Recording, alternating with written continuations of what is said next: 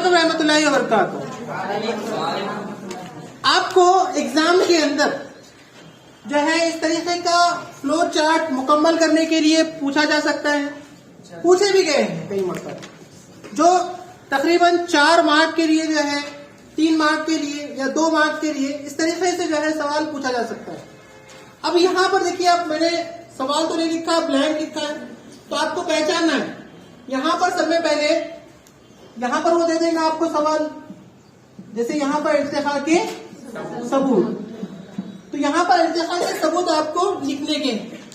यहाँ पर कभी क्या करता है, पहले से ऑलरेडी जो है ना इर्तिखा के सबूत 1 या 2 जो है दे देता ताकि आपको अंदाजा आ जाए, लेकिन यहाँ पर हमने एक भी इर्तिखा के सबूत नहीं लिखे हैं, क्योंकि हम जानते हैं आपकी स्टडी हो चुकी है और हम इम्पोर्टेंट क्वेश्चंस या रिवीजन के तौर पे यहाँ पर ले रहे हैं। तो आप बताइए, पहला वाला जो इर्तिखा का सबूत है वो क्या रहेगा? शक्लियाती सबूत। तो यहाँ पर शक्लियाती सबूत आएगा। दूसरे नंबर पर तशरीही सबूत। तीसरा आसारी आजा। रक्काजी सबूत। दरमियानी कड़ियाँ और जनीयाती सबूत।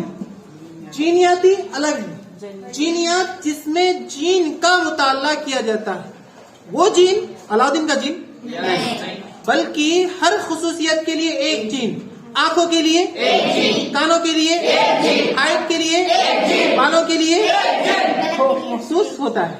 यहाँ पर इर्तिखा के मायने होते हैं मुसलसल मरहलावार तरक्की, है ना, और ये मरहलावार तरक्की के लिए लाखों करोड़ों साल लगते हैं। साइंसदानों ने ये बतलाने के लिए कि तमाम जानदार की इब्तिदा वो एक ही खलिए से हुई है, उसके लिए 6 सबूत पेश किए हैं। पहला सबूत शक्लियाती सबूत, दूसरा सबूत तशरीही सबूत, तीसरा आसारी आजाद, चौथा रक्काजी सबूत, 5वां जो है दरमियानी कड़ियां और छठा जनीनियाती सबूत। इस तरीके के सबूत आपको लिखने के। मैं आपको थोड़ा सा फास्ट अंदाज में समझा देता हूँ, क्योंकि इम्पोर्टेंट पॉइंट्स है। न सिर्फ इस तरीके से खाका आता, बल्कि आपको सवाल भी पूछ सकता है। कभी सवाल आता है दरमियानी कड़ियों के ताल्लुक से कि वे दरमियानी कड़ी किसे कहेंगे, या फिर रक्काजी ईंधन के अंदर, रक्काजी सबूत के अंदर जो है उसमें ये सवाल पूछा जा सकता है कि कार्बनी पैमाइशी जमा किसे कहते हैं। तो मैं थोड़ा सा आपको फास्ट अंदाज में समझाता हूँ। पहला सबूत शक्लियाती सबूत, जिसमें उन्होंने क्या किए, कुछ हैवानात जैसे मेंढी, कुत्ता और लोमड़ी, इनकी जो है शक्ल को देखकर, यानी तीनों की शक्लें एक जैसी थी, तीनों की आंखें, तीनों की बनावट, तीनों के कान, है ना, तीनों की जिस्म पर जो है बाल एक जैसे दिखाई दे रहे थे। इस बिना पर कहा कि तमाम की इब्तिदा वो एक ही खलिए से हुई। उसी तरीके से तशरीही सबूत के अंदर उन्होंने तशरीह के मायने जो है ना उसको वाज़े करना है। यहाँ पर उन्होंने हड्डियों की बनावट का इस्तेमाल किया, है ना, वेल मछली का जल्फा, इंसान की जो है ना हाथ का जो है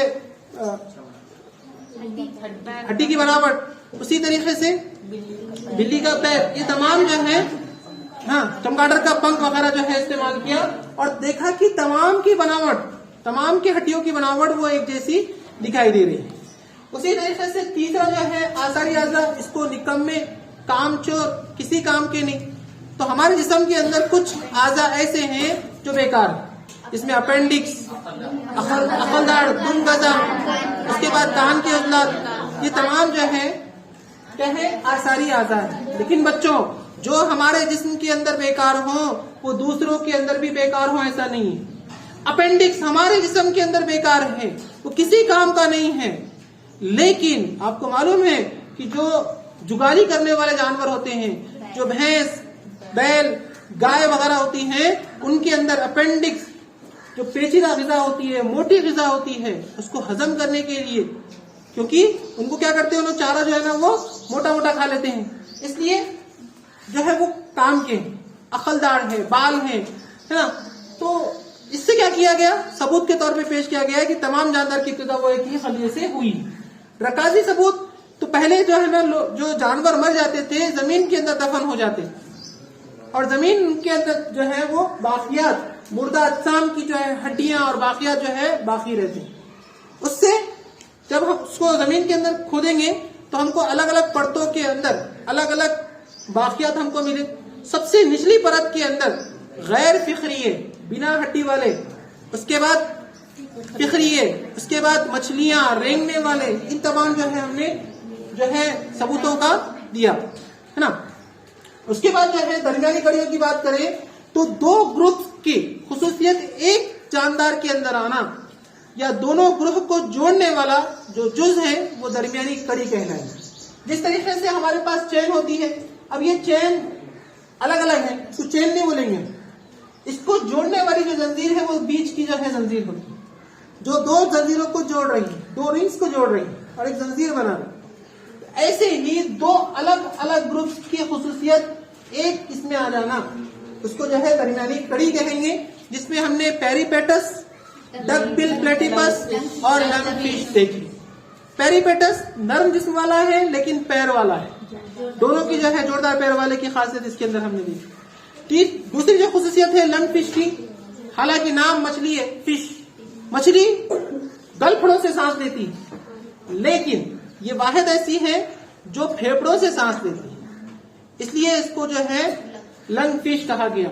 और तीसरी जो है duck bill platypus, duck bill अंडे देता है लेकिन दूध पिलाता है ना, जबकि जो अंडे देता वो दूध नहीं पिलाता। मुर्गी अंडे देती है, दूध नहीं पिलाती, है ना, और जो बकरी है वो बच्चे देती है, वो अंडे नहीं देती।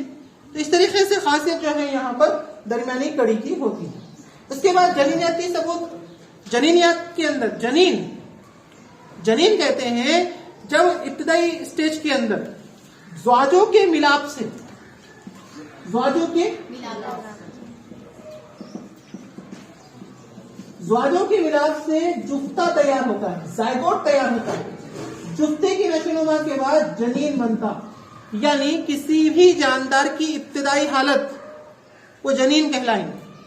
अब जनीन इंसान, खिंजीर, गाय, मछली, सैलमेंडर, खरगोश, मुर्गी, ये जो है हमने इन हैवानात का, इन जानदारों का जो है जनीन लिया। तो हमने देखा कि फर्स्ट स्टेज के अंदर, पहले मरहले के अंदर तमाम जनीन की खासियत, खुसूसियत, उनकी शक्लें जो है सेम। पहचानना मुश्किल था कि कौन से इंसान का है, कौन सा सैलमेंडर का है, कौन सा खिंजीर का है। तो इस बात से ये सबूत पेश किया गया कि तमाम जानदार की इब्तिदा वो एक ही खलिए से हुई है ना। लेकिन हम ईमान वाले हैं, हम जानते हैं कि हमारी इब्तिदा वो हज़रत आदम अलैहिस्सलाम से हुई है। ठीक है, थैंक यू।